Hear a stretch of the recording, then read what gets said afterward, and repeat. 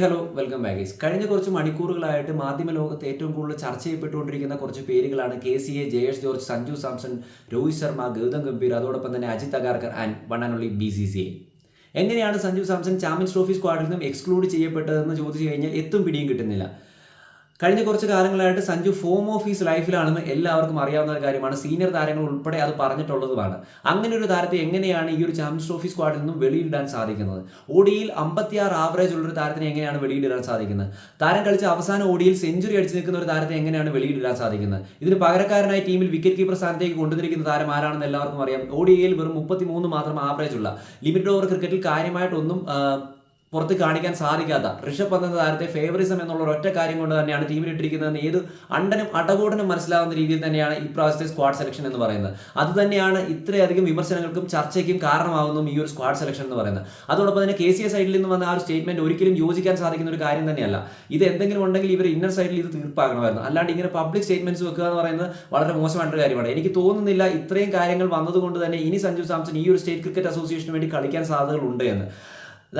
Jayesh George പറഞ്ഞ ആ ഒരു സ്റ്റേറ്റ്മെന്റ് ഒന്ന് നോക്കുക.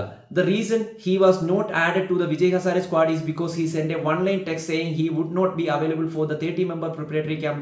We were all under the impression that he would be leading the team as he is our white ball captain and he led in the SMAT season as well. After the squad was announced, he sent a message stating that he is available for the selection. Be it Sanju Samson or any other player, KCA has a policy in place that needs to be respected. We all know that Sanju does not need a camp to get into the squad, but can the Kerala team be one that he represents only when he feels like it? ഈ ഒരു statement വളരെയധികം ചർച്ചയായിട്ടുണ്ട്. How did Samson reach the Indian team? It was only through the KCA. That doesn't mean he can turn up only when he feels like it for the Kerala team. എന്തായാലും ഈ ഒരു സ്റ്റേറ്റ്മെന്റിനോട് ഒരിക്കലും പൂർണ്ണമായിട്ടും യോജിക്കാൻ സാധിക്കില്ല. അതോടൊപ്പം തന്നെ അവസാനം പറഞ്ഞ ആ ഒരു കാര്യം, അതായത് KCA ത്രൂ മാത്രമാണ് സഞ്ജു സാംസൺ ഇന്ത്യൻ ടീമിൽ എത്തിയിരിക്കുന്നത്. അങ്ങനെയാണോ? ഏതൊരു ക്രിക്കറ്റ് ഫോളോ ചെയ്യുന്ന ആൾക്കും അറിയാം കഴിഞ്ഞ കുറച്ച് കാലങ്ങളായിട്ട് KCA അറിയപ്പെടുന്നത് സഞ്ജു സാംസന്റെ പേരിലാണ് എന്നുള്ളത്. ഒരുപക്ഷെ വ്യൂവർഷിപ്പിന്റെ കാര്യത്തിലാണെങ്കിലും സഞ്ജു സാംസൺ ഒരു പരിധിവരെ കേരള ക്രിക്കറ്റ് ടീമിന്റെ മാച്ചസ് കാണാൻ വേണ്ടി ആൾക്കാരെ എത്തിക്കാൻ സാധിച്ചിട്ടുണ്ട് എന്നുള്ളത് വലിയൊരു കാര്യമാണ്. അതിപ്പോൾ SMAT കണ്ട ആൾക്കാർ എത്ര പേര് വിജയ് ഹസാരെ ഫോളോ ചെയ്തിട്ടുണ്ടെന്ന് ചോദിച്ചു കഴിഞ്ഞാൽ പകുതി ആൾക്കാരെ ഫോളോ ചെയ്തിട്ടുണ്ടെന്ന് പറയാം കേരള ക്രിക്കറ്റ് അസോസിയേഷന്റെ മാച്ചസ്. എന്താണ് കേരള ക്രിക്കറ്റ് അസോസിയേഷന്റെ വിജയ് ഹസാരെ റിസൾട്ട് എന്ന് ചോദിച്ചു കഴിഞ്ഞാൽ ഗൂഗിളിൽ തപ്പേണ്ടി വരുന്ന പലരുമുണ്ട്. അതായത് കറക്റ്റായിട്ട് ആരും ഫോളോ ചെയ്തിട്ടില്ല എന്നുള്ളത് ഉറപ്പാണ്. അത് ശരിക്കും നമുക്ക് വ്യക്തമായിട്ട് അറിയാവുന്ന ഒരു കാര്യം കൂടിയാണ്. നമ്മുടെ ഈ ഒരു സർക്കിൾ നോക്കിക്കഴിഞ്ഞാൽ എത്ര പേര് ചോദിച്ചു കഴിഞ്ഞാൽ വിജയ് ഹസാരെ കറക്റ്റായിട്ട് കേരള ടീമിന്റെ മാച്ചസ് ഫോളോ ചെയ്യുമെന്ന് ചോദിച്ചു കഴിഞ്ഞാൽ വളരെയധികം ചുരുക്കം ആൾക്കാരെ കാണുള്ളൂ. അത് സഞ്ജു സാംസൺ ഇല്ലാത്തതുകൊണ്ട് തന്നെയാണെന്ന് ഉറപ്പിച്ച് നമുക്ക് പറയാൻ സാധിക്കും. അതോടൊപ്പം തന്നെ ശ്രീശാന്ത് പറഞ്ഞ വലിയൊരു കാര്യം തന്നെയാണ്.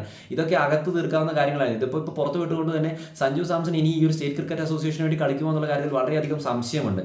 ഒരുപാട് ഇൻവിറ്റേഷൻ കിട്ടുന്നുണ്ടെന്നാണ് റിപ്പോർട്ടുകൾ പറയുന്നത്. എന്തായാലും BCCIയുടെ കാര്യത്തിലേക്ക് നോക്കിക്കഴിഞ്ഞാലും എങ്ങനെയാണ് ഇത്തരത്തിലൊരു സ്ക്വാഡ് സെലക്ഷനിലേക്ക് പോയതെന്ന് എത്തും പിടിയും കിട്ടാത്തൊരു കാര്യമാണ്. പിന്നെ പൊതുവെ BCCI പുറത്ത് പറഞ്ഞിട്ടില്ല, പൊതുവെ എല്ലാവരും പറയുന്ന ഒരു കാര്യമാണ്, വിജയ് ഹസാരെ ട്രോഫിയിൽ പങ്കെടുക്കാൻ ഇന്റർനാഷണൽ അവൈലബിൾ ആയിട്ടുള്ള താരങ്ങളോട് പറഞ്ഞിട്ടുണ്ടായിരുന്നു. പക്ഷേ സഞ്ജു സാംസൺ അവൈലബിൾ ആയിരുന്നിട്ടും പങ്കെടുക്കാത്തതുകൊണ്ടാണ് അദ്ദേഹത്തിന് ചാമ്പ്യൻസ് ട്രോഫി സ്ക്വാഡിലേക്ക് സെലക്ട് ചെയ്യപ്പെടാത്തതെന്നാണ് പൊതുവെ പറയുന്ന ഒരു കാര്യം. BCCI ഇത് പറഞ്ഞിട്ടില്ല. പക്ഷേ ഇത് എത്രത്തോളം ശരിയാണെന്നുള്ളത് അറിയില്ല. അത് ജയേഷ് ജോർജ് പറയുന്നുണ്ട് അവിടെ അതിൽ വലിയ കാര്യമൊന്നും ഇല്ല എന്നുള്ളത്. പക്ഷേ ഇതിന്റെ കാര്യം എന്താണെന്ന് നമുക്ക് അറിയില്ല. സ്റ്റിൽ ഇതൊരു എന്താ പറയുക, ഒരു ക്വസ്റ്റ്യൻ മാർക്കായിട്ട് നിൽക്കുകയാണ്. ഇതിന് ഉത്തരം എന്തായാലും ഒന്നെങ്കിൽ ആ ഒരു സെലക്ഷൻ കമ്മിറ്റി പറയണം, അല്ലെങ്കിൽ ക്യാപ്റ്റനായിട്ടുള്ള രോഹിത് ശർമ്മയുടെ വായിൽ നിന്ന് തന്നെ വരണം. എന്തായാലും കഴിഞ്ഞ കുറച്ച് മണിക്കൂറുകളായിട്ട് സ്പോർട്സ് ലോകത്ത് ഏറ്റവും കൂടുതൽ ചർച്ച ചെയ്യപ്പെട്ടുകൊണ്ടിരിക്കുന്ന, ഇന്ത്യൻ സ്പോർട്സ് വാർത്തകളിൽ ഏറ്റവും കൂടുതൽ ചർച്ച ചെയ്യപ്പെട്ടുകൊണ്ടിരിക്കുന്ന പേരായി മാറുകയാണ് സഞ്ജു സാംസൺ എന്ന് പറയുന്നത്. പിന്നെ ശ്രീശാന്ത് പറഞ്ഞ മറ്റൊരു കാര്യം കൂടി ശരിയാണ്.